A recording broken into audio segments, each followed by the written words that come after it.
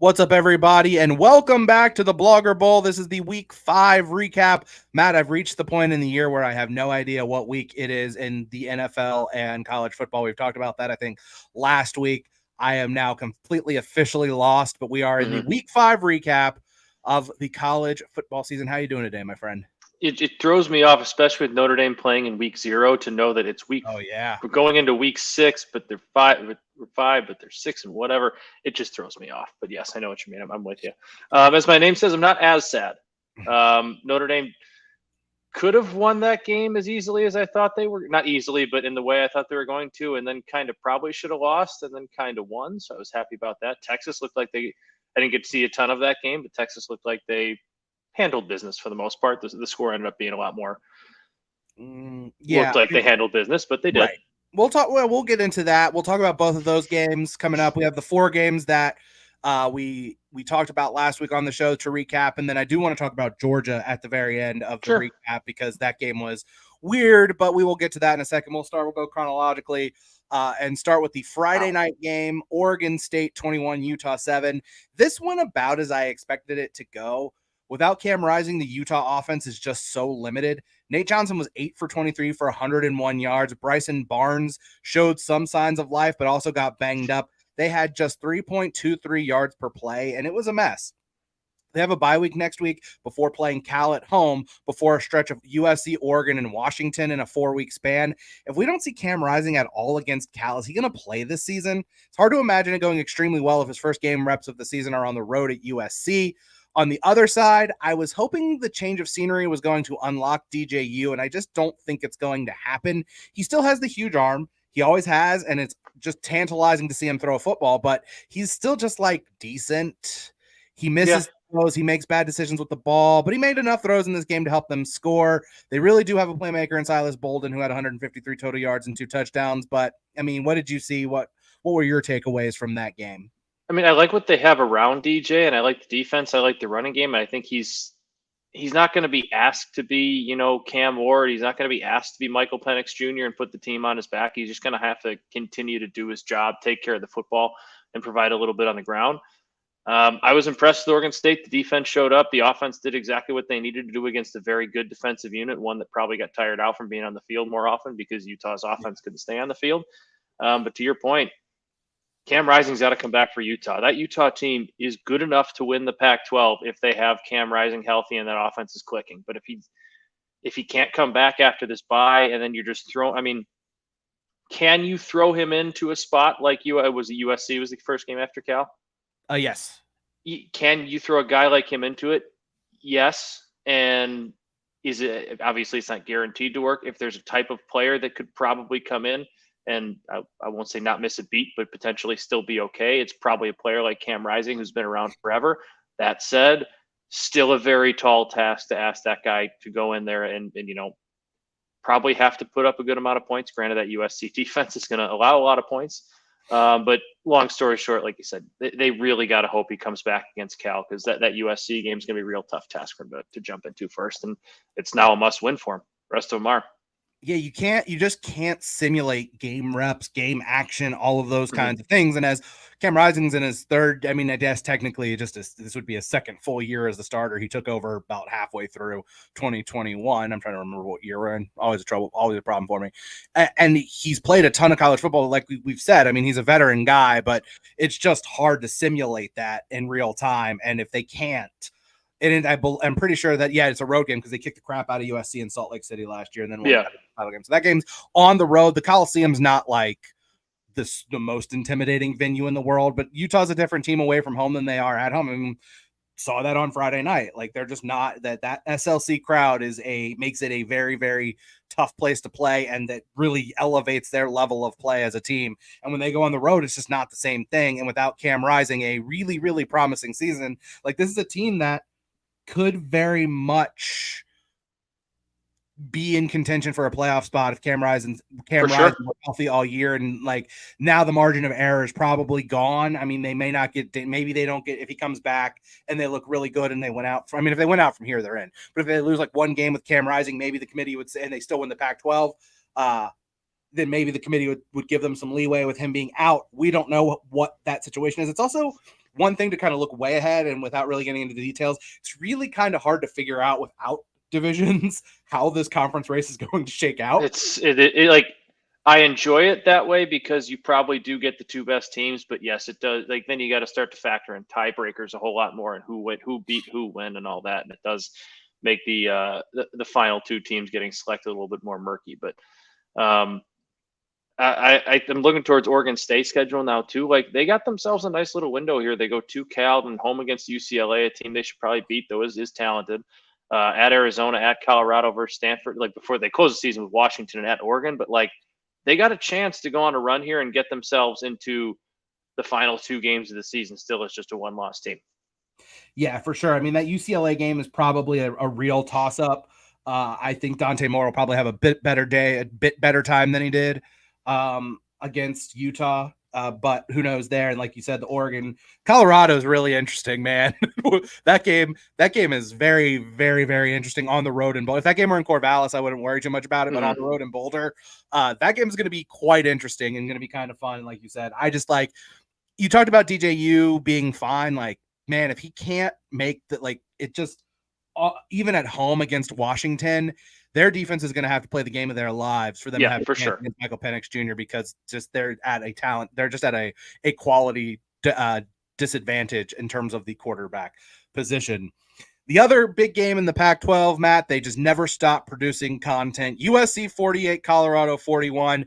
It was 41-14 USC with 7:14 left in the third quarter, and they needed to recover an onside kick to hang on for the win. Who does that reflect more on? Colorado for showing heart and character to come back, or USC for mentally turning it off and letting it get away from them? Matt, I have thoughts on both these teams, so we'll talk separately about these teams. We're going to start with Colorado.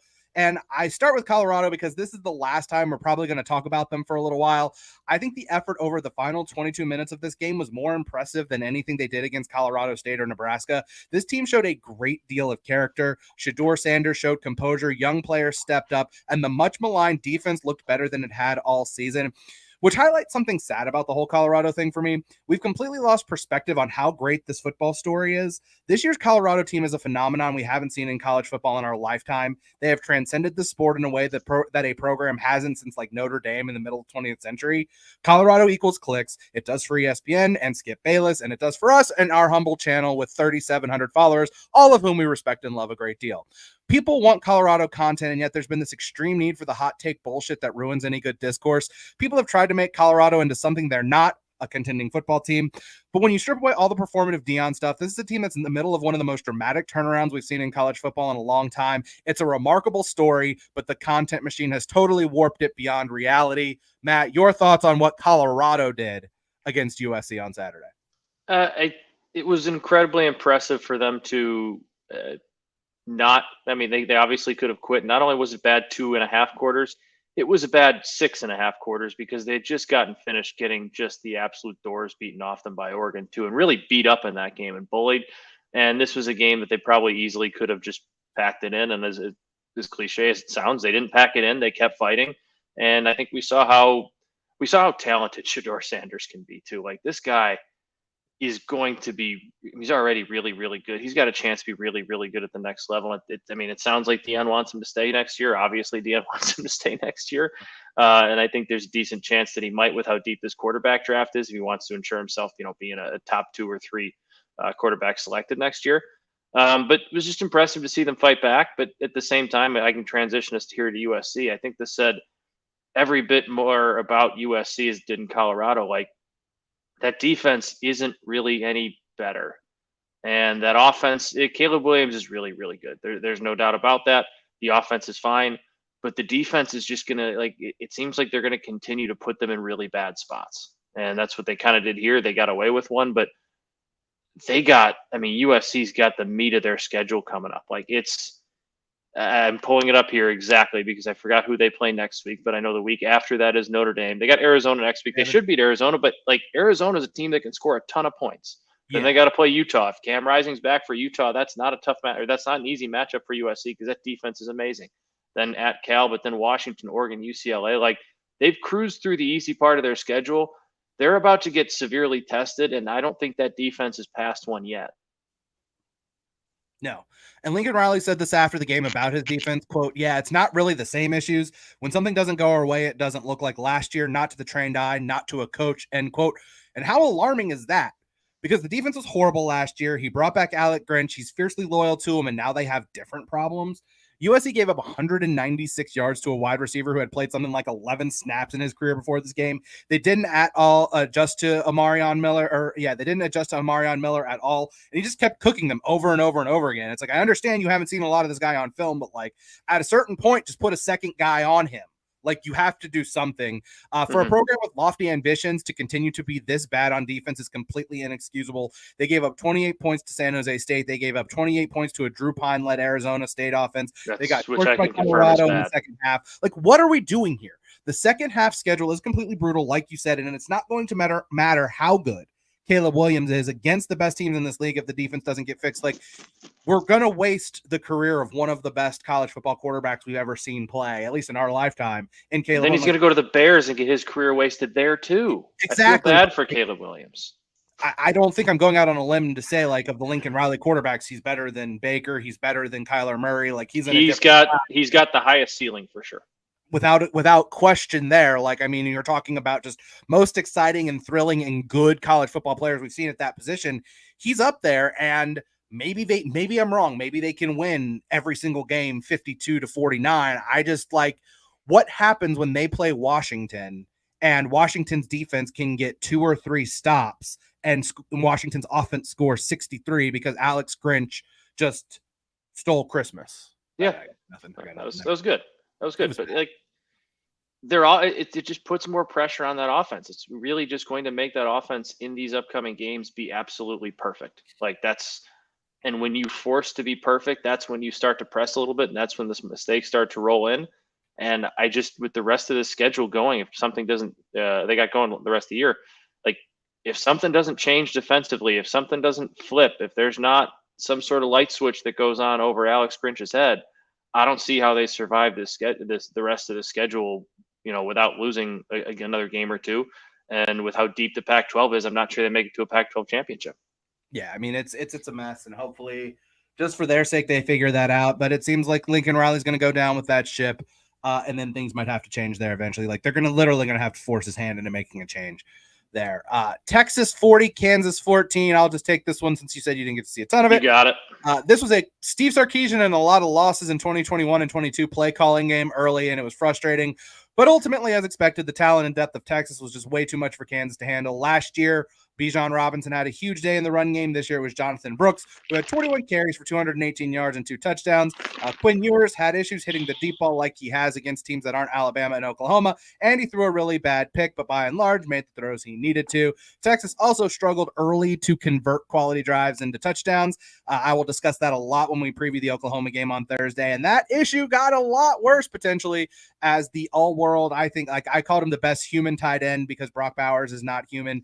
Jatavion Sanders left the game with an ankle injury, so keep an eye on his status. Texas said he's day-to-day. There is not a chance in hell Texas is going to give you any actual information on Jatavion Sanders' status before Saturday, although one guy in the Texas content space who has been writing and covering Texas sports for a long time says that Jatavion Sanders is expected to be doubtful for that game.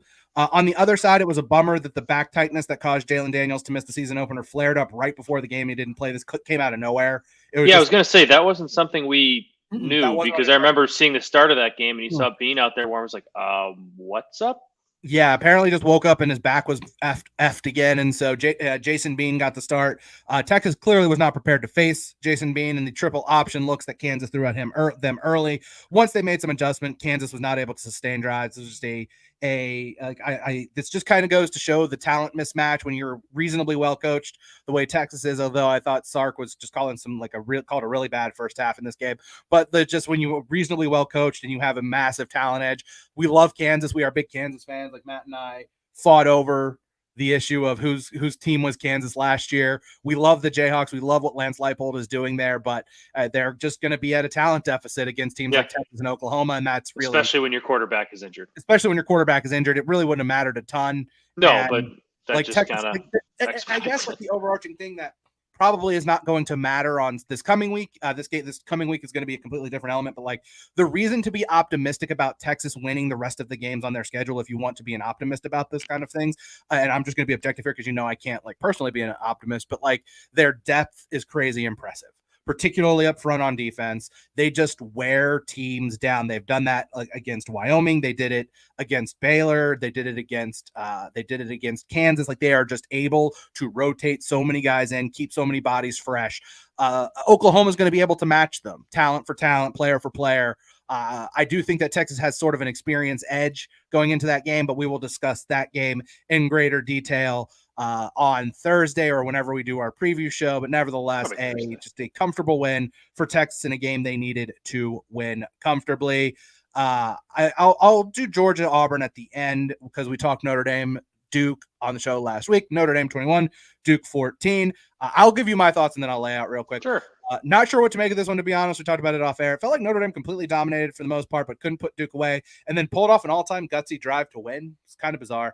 But an absolute character win for the team after last week, which is nice to see. But there's still something not quite clicking with the offense when I watched them. The injuries at receiver were apparent. They had 11 catches from tight ends and backs and just 4 from receivers. They have a veteran QB, a good run game, and a good defense. If they can find the guy to take the top off the defense in the pass game, they might have something cooking. They luckily do have, it appears, Jaden Greathouse and Jaden Thomas both coming back next week. They're normal, active in practice. It seems like they're going to play, and that Louisville might be a team they can skate by without it, but beating a team like USC without how explosive they are, without 2 of your 3 best receivers, would be very tough.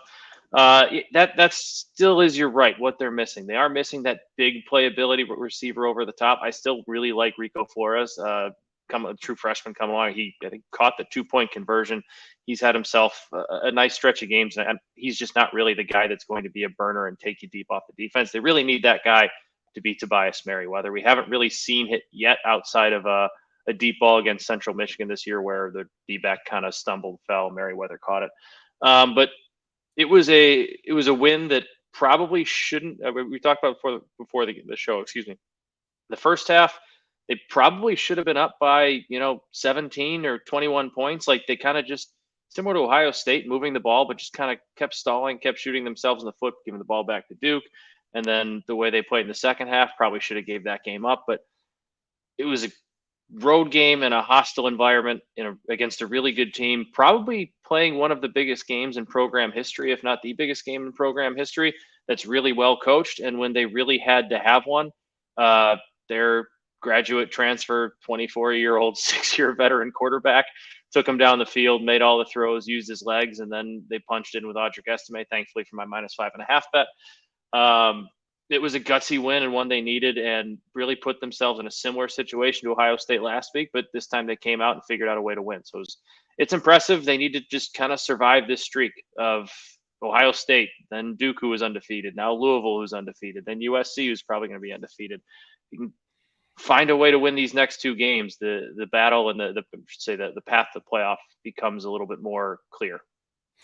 Yeah, I mean, it was impressive for Notre Dame. For Duke, obviously, they're such a well-coached football team. They are. Like Mike Elko is doing a damn good job there, and just a gutting end to the game because not only do you lose a heartbreaker at home, but then Riley Leonard gets hurt at the end of the game, which really sucks. They're off this week.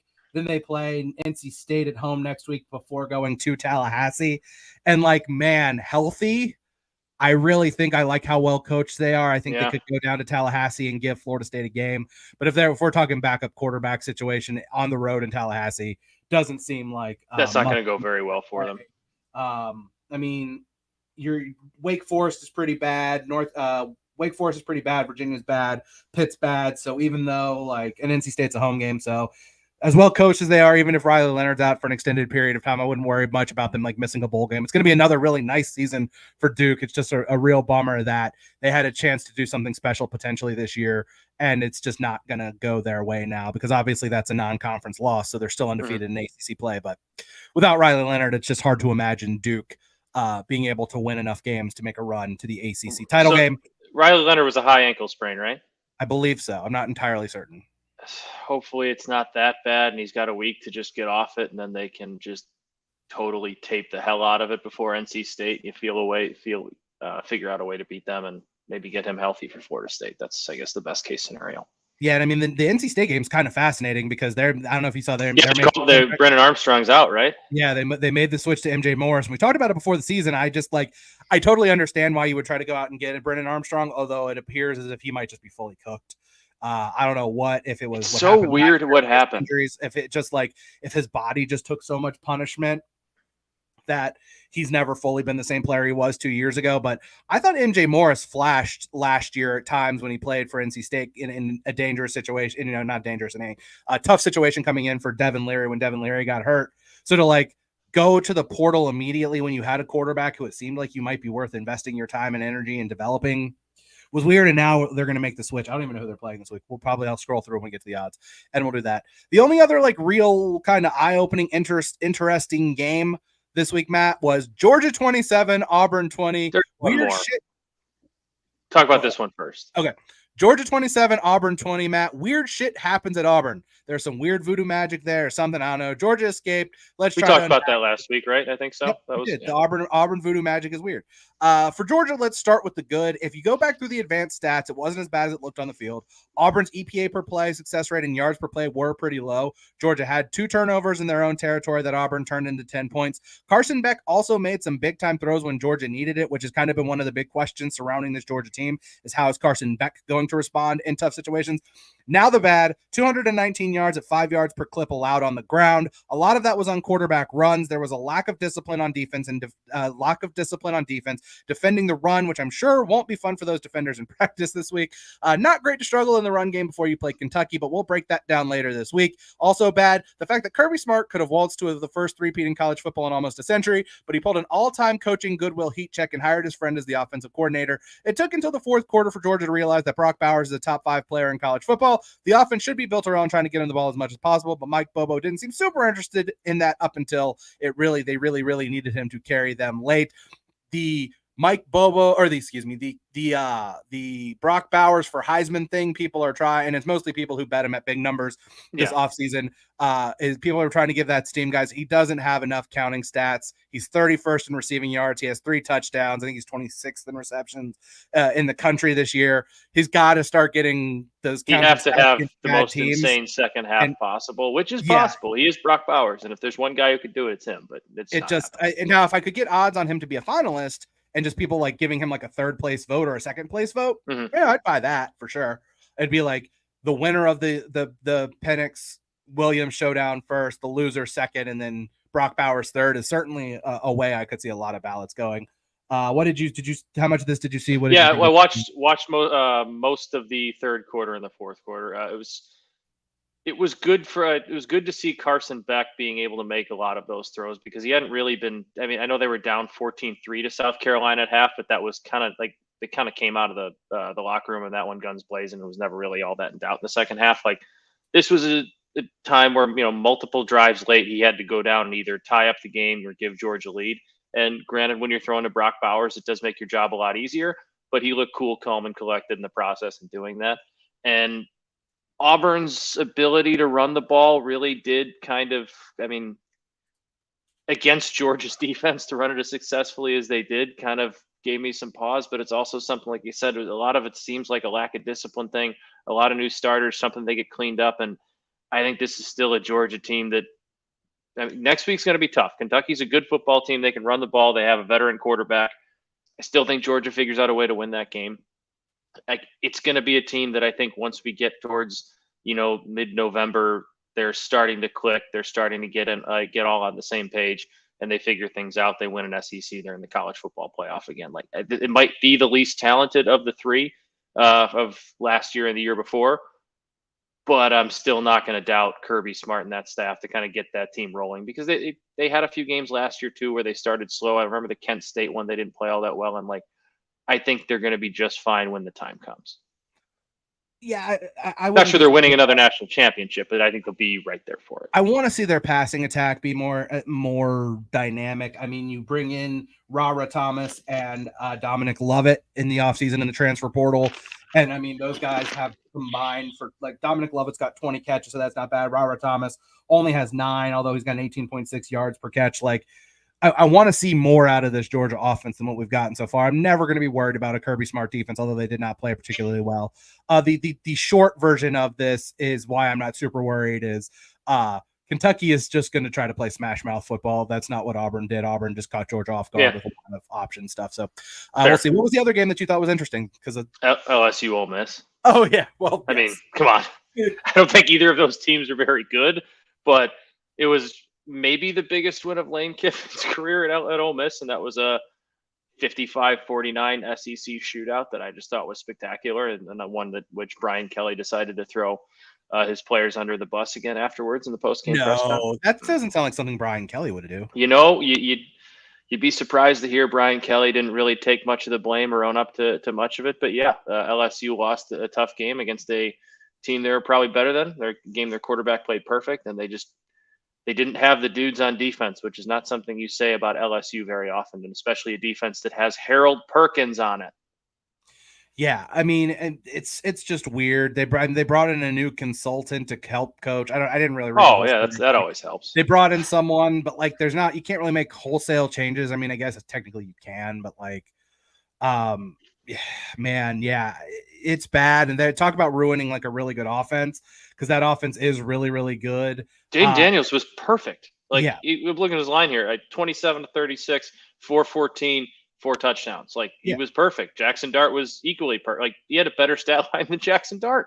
Yeah, and I mean, they just cannot generate stops, and now they've got to go on the road to play Missouri this weekend. Who like that's a tough spot. That's a tough spot against a team that's playing some pretty decent football right now. So, yeah, I mean, LSU. That's a tricky road environment too. Like that's a tricky, weird crowd that gets up. Yeah. Yep. Como's a weird spot. That one might be on the card. We'll see. I don't really have much to add. It was just like a fun game to watch. Just craziness across the board, just weird shit at Ole Miss. Also, it just seems like they always find themselves in one where fans just like to throw shit on the field. They had the mustard bottle at Tennessee last year. They were throwing stuff on the field in this game. And Brian Kelly seemed to not really have any kind of answers for that. All right, Matt, I did a bad job of writing down games. So this is we get to the portion of the show where I just scroll through the FanDuel odds and pick out games that look interesting to me. Obviously, there are a few that are very interesting this weekend, but Matt, it's the best time of the year. If I'm not mistaken, I think, well, there's that, but even so, I believe tonight is the last night for the next 50 days where there is not some form of football on television. That's pretty nice. Because it starts tomorrow night with our first midweek Conference USA. Remember, Conference USA gets midweek October. And then November is Maction. We start with Jacksonville State, Middle Tennessee State. Middle Tennessee, a 3.5-point favorite. The total 51.5. And the other game, a game I am going to watch an embarrassing amount of. Florida International, New Mexico State, my Aggies, 6.5-point favorites. 49.5 is the total there. You want to talk about a really, really stinky Friday night Big Ten game, Matt? Which one are we talking about? Nebraska, Illinois. 3.5. The Illini are 3.5-point favorites there. I'll take the Illini. A very weird Big 12 game Friday night. Kansas State on the road at Oklahoma State. Kansas State should win that game. Oklahoma State's not good, and Oklahoma State might be just like really broken. Yeah, they might just be bad. But like Friday night, Stillwater, weird vibes. Voodoo magic there. We talked about it is a noon game, which makes it even more concerning for me for LSU. They're on the road at Missouri. LSU's a 6.5-point favorite with a 64.5-point total. So don't get cute thinking that you might want to play. And you might still want to play an over in that game, but don't get cute. You're going to have to pay a pretty premium for a lot of points if you want to play the over there. We said, yeah, that's a weird game. I have a trivia question for you, Matt. Are you ready? Of course. Matt, who is the only Power 5 team that is undefeated this season, but also unranked? Maryland. The Maryland Terrapins are 5-0, and they are 19.5-point road underdogs at Ohio State. 58.5 is the total. I don't necessarily think that's going to be a competitive game if it weren't the biggest game of the year going on at the same exact time. I actually would like to watch that game for about a half just to kind of see what happens there. Western Michigan, they're on the road at Mississippi State. I don't really care about the game, but did you see the social media post? No. Western Michigan put out maybe the time to eat.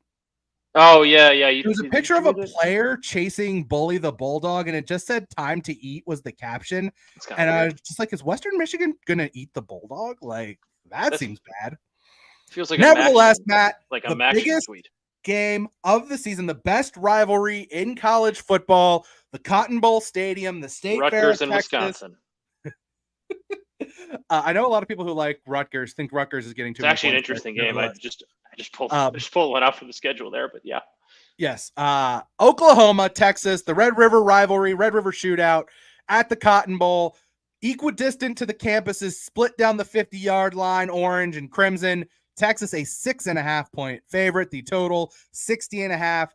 We are not going to talk about that game on Thursday. Ha ha ha. Just kidding. I will have a lot of thoughts. So you're going to want to tune in to that for everything I have to say and unload the clip there. Another great Pac-12 game as Washington State goes on the road to the Rose Bowl, which is fitting because they won the Pac. I didn't even think about this, Matt. They won the Pac-12 championship game last week, and now their next game is at the Rose Bowl. I don't know if they played last week or not. I think they were off last week. Yeah, I do too. So they are a 3.5 point underdog at UCLA, a total of 59.5. Matt, speaking of crappy Pac-12 games or Big Ten games, Purdue at Iowa. No, thank you. Kate McNamara's out for the year too, isn't he? I don't know that they've officially announced it, but that's the expectation. Yeah. Okay. I believe I saw a clip from the game, and he told a player on who did they play last week? I already forgot who they played. Michigan State. Told a Michigan State player. I think he said, "I fucked my knee, bro," or something like that. I believe was what he said. A game we're gonna dive a lot in on, and an actual like Texas Oklahoma is the biggest game of the week. Matt, it's a huge week in college football in the state of Texas because Alabama visits Texas A&M in a weird shit happens with those two teams. Yes, in a fascinating game. A&M, a 2.5 point home underdog, Alabama 2.5 point road favorite. The total 47.5 there. And I am just going to put a spoiler alert out there. I am strongly considering betting the Aggies, but it doesn't look like it's going to get out to 3 for me there. Syracuse, North Carolina, just mildly interesting. Syracuse is not terrible. North Carolina is an 8.5 point favorite. The total is 59.5. You know who's really bad? Virginia Tech, but I'm just scrolling through here. Also bad as Florida. Man, you know what game would be a lot more fun if the road team hadn't pooed the bed last week, and that's going to be Central Florida and Kansas. It's like a kind of potentially fun game. Yeah, that would be a fun game. Kansas is a 2.5 point favorite there. Colorado, a 4.5 point favorite at Arizona State. Interesting that they're only laying 4.5. Yeah, that is interesting. That's kind of that's kind of stinky. Suckered. I've been so anti-Colorado in the betting market, and now it's like that's kind of stinky. Yeah, that line stinks to high heavens. Georgia's a 14.5 point favorite over Kentucky. The total 48.5 there. Notre Dame a 6.5 point road favorite at Louisville with a 53.5 point total. The Butt Bowl is this weekend. Baylor and Texas Tech are playing. Here's one for you, Matt. I don't think that you have to worry about this game, but you know how I have games where just the answer is because it's college football? Sure. Georgia Tech is playing at Miami. Miami's a 20.5 point favorite. And if Georgia Tech covers and plays Miami close a week after losing to Bowling Green at home, the answer is because it's college football. That's something that would happen. Yeah. Arizona USC is the last game of the night. USC a 21.5 point favorite. I don't know if the quarterback switch is going to be permanent at Arizona because Delore was hurt, I believe, and didn't play in the last game. And there's some kind of thought that Fafita, I believe is his name, the quarterback, he's less kind of YOLO-y than. Yeah, but like you're Arizona, you want a YOLO quarterback. No, because if you're competent, then like if you can just minimize turnovers and do everything else well, it's fine. The total, do you want to venture a guess the total in the USC? 72. Ooh, 71.5. So yeah, and then there's a bunch of I feel like every time I want to bet a USC over, I get bit in the rear end on it. I agree, because I never actually pull the trigger on it. Then when I do, I end up losing it. I feel like I end up getting bit in the ass there. And yeah, that's it as far as other games. I'm just looking at some look-ahead lines. We have USC, Notre Dame, and Oregon, Washington next week. Hell yeah. And they put those games on at different times. The Arizona State. God. The USC, Notre Dame games in prime time. The Oregon, Washington game is going to be a 3:30 Eastern ABC game. So an early kick in Seattle.